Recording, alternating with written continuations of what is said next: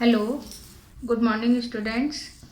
आज अपन देखो स्टार्ट कर रहे हैं अगला जिम्नोस्पर्म। अपना एल्गी हो गई थी, सवाल हो गया था, ब्रायोफाइट हो गया था, टेरिडोफाइट्स हो गया। अब अपना बच रहा है जिम्नोस्पर्म और उसके बाद में लास्ट होगा एंजियोस्पर्म। अब ये दोनों जो ग्रुप हैं ये मान के चलिए बिल्कुल हायर कैटेगरी के उच्च वर्ग के इसमें पौधे आते हैं। तो सबसे पहली बात तो यहाँ पे जो जिम्नोस्पर्म है उस जिम्नोस्पर्म को अपन बोलते हैं हिंदी में अनावृत बीजी, यानी कि इनमें जो बीज होते हैं उन बीज पर आवरण नहीं पाया जाता है, इसलिए अपन उसको नग्न बीजी भी कहते हैं, नेकेड सीड्स भी बोलते हैं। तो सबसे पहले तो आपको ये ध्यान रखना है कि जिम्नोस्पर्म मतलब कि नेकेड सीड्स, जिनके सीड्स के ऊपर कोई आवरण या कवरिंग नहीं है, सबसे पहली बात।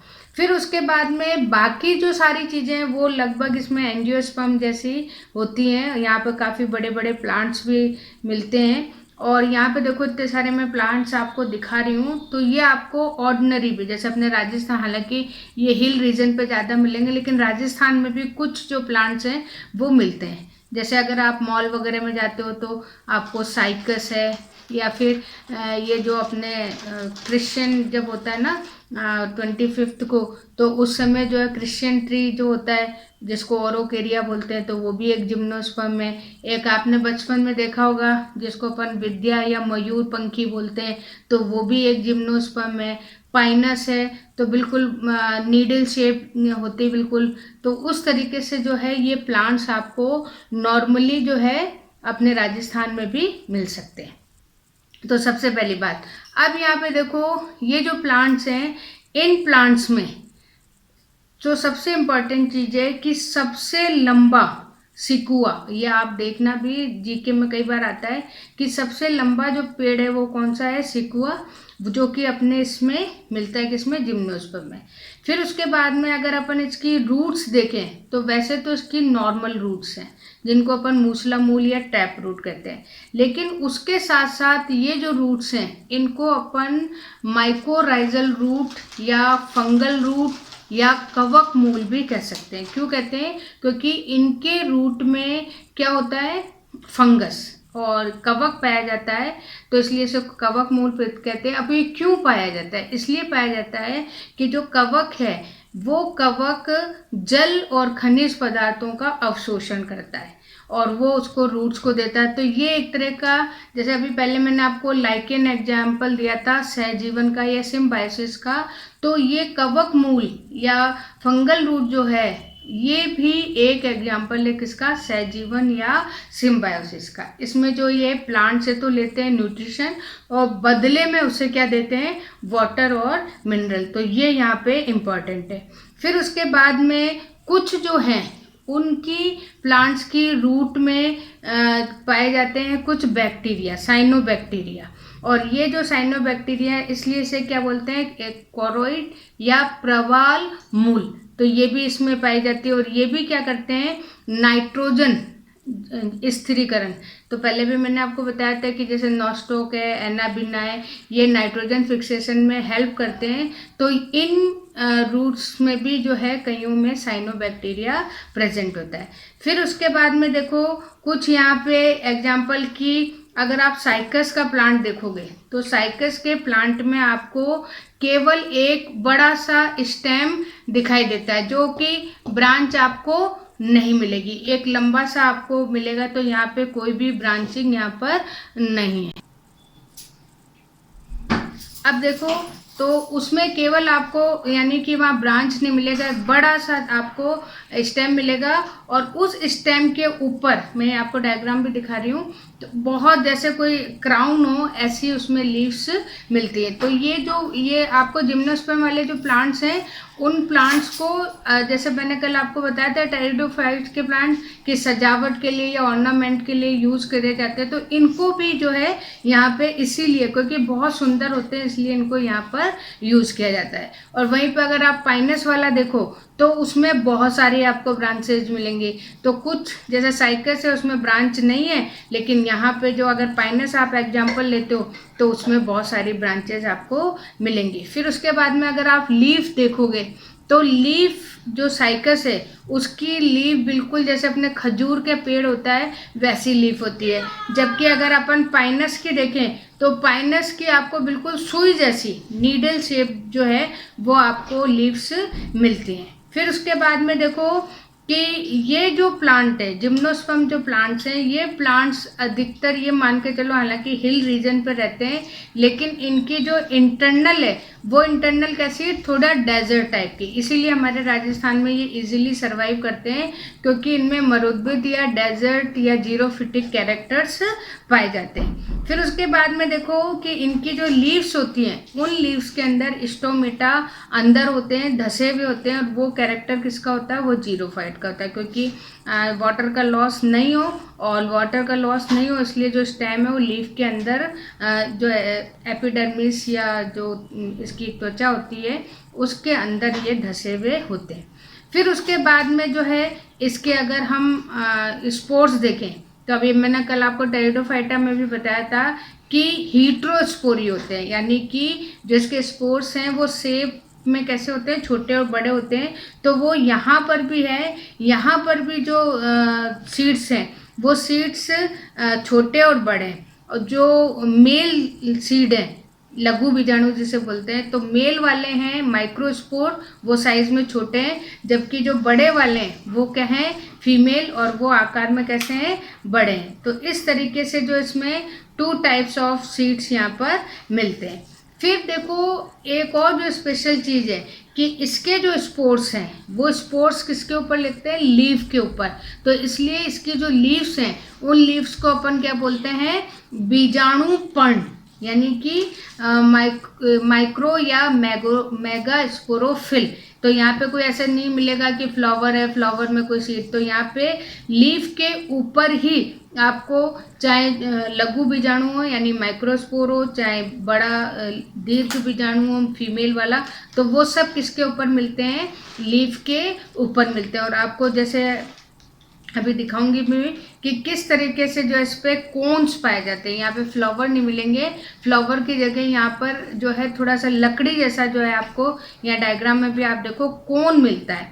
अब अगर अपन इसकी पीढ़ी एकांतरण देखें तो पीढ़ी एकांतरण में यहाँ पे भी युग्मोद्भिद और बीजाणुद्भिद होते हैं, दोनों चीज़ें, स्पोरोफिटिक भी मिलेगी और आपको गैमेटोफिटिक भी मिलेगी। लेकिन यहाँ स्पोरोफिटिक है वो मेन होगी, मुख्य होगी, जबकि जो गैमेटोफिटिक है वो कैसी होगी, थोड़ी सी छोटी होगी।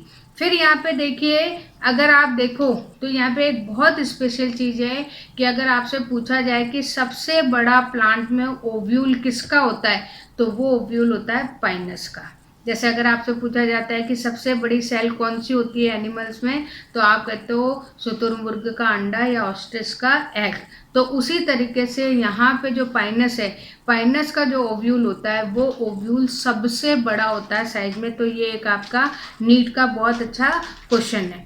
फिर उसके बाद में देखो इसमें और भी कई चीज़ें हैं जो इसकी इकोनॉमिक इम्पोर्टेंस जो है बहुत ज़्यादा है। जैसे पाइनस है तो पाइनस की जो लीफ होती हैं या उसकी जो वुड होती है उस वुड से जो है फर्नीचर बनाया जाता है। फिर उसके बाद में जो मैच स्टिक वगैरह है वो भी उससे बनाई जाती है।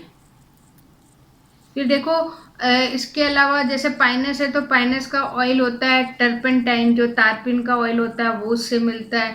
फिर उसके बाद में जैसे अपने ये मयूर पंखी होती है जिसे अपन बॉटनिकल नेम है उसका थूजा, तो उससे हर्ट की जो है वो बनाई जाती है। तो इसकी इकोनॉमिक इम्पोर्टेंस बहुत ज़्यादा है।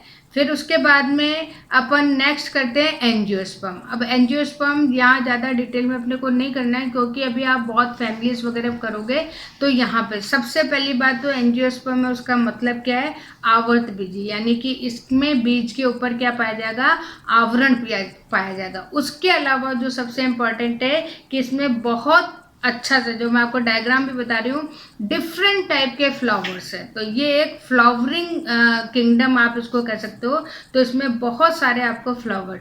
फिर उसके बाद में अगर आप इसकी वेजिटेटिव स्ट्रक्चर देखते हो तो इसमें बहुत अच्छी लीव्स, मतलब अच्छी मीन्स डेवलप्ड लीफ मिलेगी, स्टेम मिलेगा, रूट मिलेगा। तो बहुत ज़्यादा जो मैं, क्योंकि सबसे हाईली जो है या सबसे उच्च वर्ग है, वो उच्च वर्ग कौन सा है आपका एंजियोस्पर्म। तो ये यहाँ पर है। फिर उसके बाद में कुछ यहाँ पे इम्पोर्टेंट चीज़ है कि सबसे, अगर आप प्लांट लंबाई में देखते हो तो सबसे लंबा कौन सा है, यूकलिप्टस, करीबन 100 मीटर लंबा ये प्लांट होता है। फिर यहाँ पे कुछ, अगर आप इसकी इकोनॉमिक इम्पोर्टेंस देखते हो तो अपन देखते हैं वेजिटेबल्स हैं, फ्रूट्स हैं, ये सारी चीज़ें जो है हमें किससे मिलती है, इन प्लांट से ज़्यादा।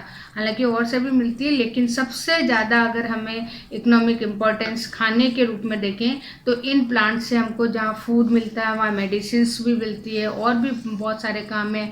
तो हम एनवायरनमेंट में भी इनको बहुत यूज़ करते हैं। तो इस तरीके से यहाँ पर चीज़ें मिलती हैं। अब यहाँ पे देखो, अगर हम इसकी लाइफ साइकिल देखें तो फ्लावर इसका रिप्रोडक्टिव ऑर्गन है, और उस ऑर्गन में 2 टाइप्स ऑफ ऑर्गन मिलेंगे आपको। जो पुंकेसर ये स्टेमन है वो मेल है, और जो फ्लास्क जैसी जिसको वर्तिका या वर्तिकाग्र बोलते हैं वो उसका फीमेल पार्ट है। तो उसमें जो है यहाँ पे जो स्टेमन है उसमें तो मेल गैमेट बनते हैं जिसको अपन परागकण बोलते हैं या पोलन ग्रैंड बोलते हैं, और जो फीमेल है उससे एग या ओव्यूल बनता है। फिर इसमें पॉलिनेशन या परागण क्रिया होती है, जिससे कि जो परागकण है वो वर्तिकाग्र तक पहुंचते हैं, और फिर इसमें फर्टिलाइजेशन होता है। अब यहाँ पे सबसे इम्पॉर्टेंट चीज़ क्या है कि सीड वगैरह तो बनते ही है, लेकिन उसके साथ यहाँ एंडोस्पर्म बनता है। ये जो एंडोस्पर्म है, ये एंडोस्पर्म जो है यहाँ पे न्यूट्रिशन के लिए काम में आता है।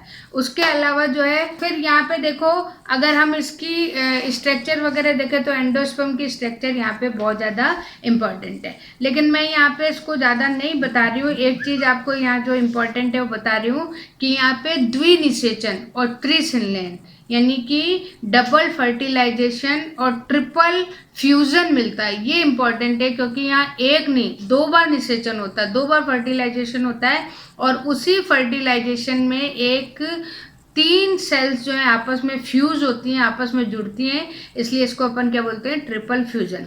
फिर यहाँ पे देखो, मैं आपको इसकी लाइफ साइकिल का एक बता रही हूँ। इसमें आपको फ्लावर दिख रहा है, फ्लावर के 2 टाइप दिख रहे हैं, मेल और फीमेल, और फिर उसमें जो है मेल और फीमेल के ऑर्गन है, जैसे पोलन ग्रेन्स है, इधर एग बन रही है, दोनों में फर्टिलाइजेशन हो रहा है, फिर सीड बन रहा है, सीड बनने के बाद में ये प्लांट डेवलप हो रहा है। तो ये इतना इम्पोर्टेंट नहीं है, लेकिन लास्ट में आपको मैं एक बहुत इम्पोर्टेंट चीज़ बता रही हूँ, और वो है पीढ़ी एकांतरण या ऑल्टरनेशन ऑफ जनरेशन। अब ये ऑल्टरनेशन ऑफ जनरेशन जो है कि कोई भी प्लांट हो, एनिमल हो, उसमें एक तो कैटेगरी होती है 2n की, यानी जिसे हम डिप्लॉइड बोलते हैं, और एक कैटेगरी होती है n की जिसे हम हैप्लॉइड कहते हैं। तो यहाँ 3 है। तो ये जो है इसको आप मान के चलो ये एल्गी की है, जिसमें 25% तो है 2n और 75% है n। उसके बाद में ये मान लो जो दूसरी वाली जो हैप्लो बाय डिप्लॉन्टिक दोनों बताई, तो इसमें 50-50% है, 2n भी 50% है और n भी 50% है। और जो तीसरा हायर प्लांट्स का है उसमें आपको स्पोरोफिटिक मिलेगी 75%, और जो गैमेटोफिटिक या n है वो आपको मिलेगी 25%। तो ये यहाँ पे बहुत इंपॉर्टेंट है, ऑल्टरनेशन ऑफ जनरेशन। तो अब अपन यहाँ पे इसको एंड करते हैं, और ये चैप्टर आपका कंप्लीट है। और जो भी क्वेश्चंस वगैरह बेटा मैं आपको भेज रही हूँ, आप करने की कोशिश करो। और कुछ बच्चों का आता भी है, जो वो क्वेश्चन कर रहे हैं तो उनका पूछते भी हैं, तो बहुत अच्छी बात है। आप जो है अपना काम, अपने 3 चैप्टर हो गए, उनका काम कंप्लीट करके आप मुझे व्हाट्सएप पे भेजो भी, ठीक है। Okay, thank you.